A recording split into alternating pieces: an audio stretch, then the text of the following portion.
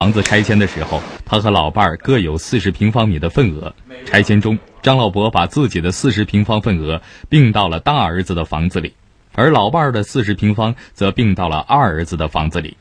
二儿子一家之所以要赶张老伯走，就是因为他们认为自己只需要承担母亲的赡养责任，父亲的赡养应该由哥哥负责。如果大不商量，做一份什么纸，比如说那个公证一下，老了怎么样，是吧？他现在就是不去，他现在就是不闻不问，随便你们就想就这样，他就是这样，这个你跟他没法沟通啊。那这个事情应该由你爸爸和他的兄弟商量老人的安排问题。对呀，你就不要去过多去干涉这个事情。但我爸爸不会说话的人。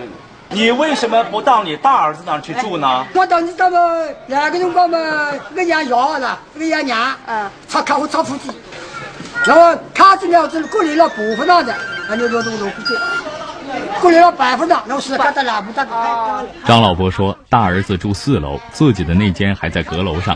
自从一只眼睛瞎了以后，爬这么高的楼很不方便，所以他宁愿住在车库里。那张老伯的大儿子到底是什么态度呢？赵辉拨通了老伯大儿子的电话。我是希望啊，两位老人要妥善安排好，你不能这个样子啊，对不对呢？你说那个老人眼睛已经瞎掉一只了，现在你看动不动就被挨打，或者是没有水，你说你作为老大，你说你能不管吗你？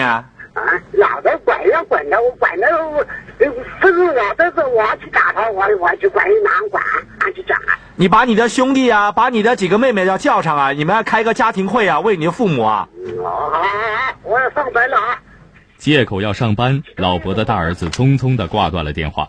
而居委会主任说，这家人的矛盾他们已经调解过很多次了，就在前2天还写了一个赡养协议。那么经过示范办，就是我们这里的法律顾问了，也5、6次。那么最后在这个8月26号，就是达成了这个就是赡养协议。赡养协议就是他老人也蛮皆大欢喜的，对不对？把这个问题想解决好了呢。对。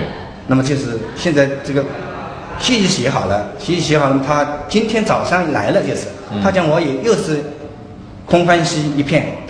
主任说，在赡养协议上已经写明，对于老人的生老病死，2个儿子都要履行赡养责任。可是协议是写了，事情却没落实，张老伯的水还是没有恢复。对于张老伯的遭遇，律师说他可以通过法律途径来维护自己的权益。像这对老人，他们有没有权利在老二家住在车库里面？应该说这个答案是比较肯定的。因为首先第一个呢，就是说这对老人呢，他本身对于这个在这个房子上面他是有权利的，有产权的有产权的，因为他是拆迁之后分配的一个房屋，对吧？这个据说是有40平米的这个面积是分在这个房屋里的，对，所以这个房屋的这个有部分的产权是属于这对老夫妻的，所以他们当然是可以这个行使他们作为这个财产的这个共有人的这种权利，对这个财产进行使用和收益。那即使说他没有这个产权，他的家人，他的儿子是不是也没有权利要赶他走？没有权。当然，如果你把父母撵出去，父母丧失劳动能力，你撵出去的话，这个就构成遗弃啊。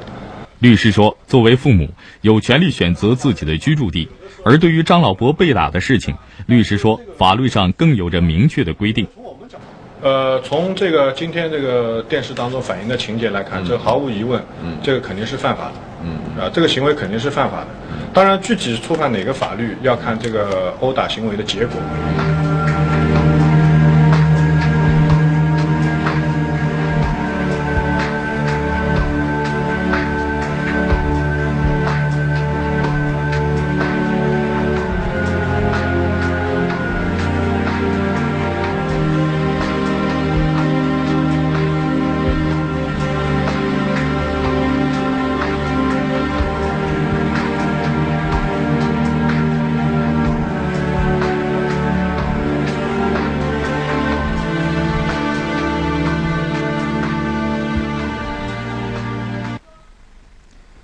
朝晖帮过很多忙，今天帮的这个忙心情特别的沉重。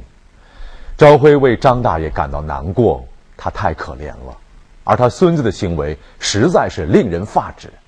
当时那种现场的混乱程度真的是惊心动魄，让赵辉实在是没有想不到妯娌之间直接动手，更想不到孙子跳起来就给爷爷3拳，那是你的亲爷爷呀，80多岁了，你怎么能这么残忍？一大家子都是有着血缘关系的骨肉至亲，面对亲人，怎么能下得了如此的重手？赵辉也了解了咱们苏州周边的农村居民拆迁之后呢，为了解决老人的赡养问题，政府部门给出了生活补助。那像张大爷这样的情况呢，他和老伴儿每人每月都可以拿到499块钱的生活补贴，完全够用了。没喝你的，没吃你的，你儿子孙子基本上是不需要出任何钱来赡养老人的。更何况老二家的这套房子本来就有老人家40平方米的产权，老人家想住在哪里完全是可以自由选择，做子孙辈的你有什么权利干涉呢？谁都会老啊，人在做天在看，推己及人，你也想让自己的晚年这么度过吗？实在是太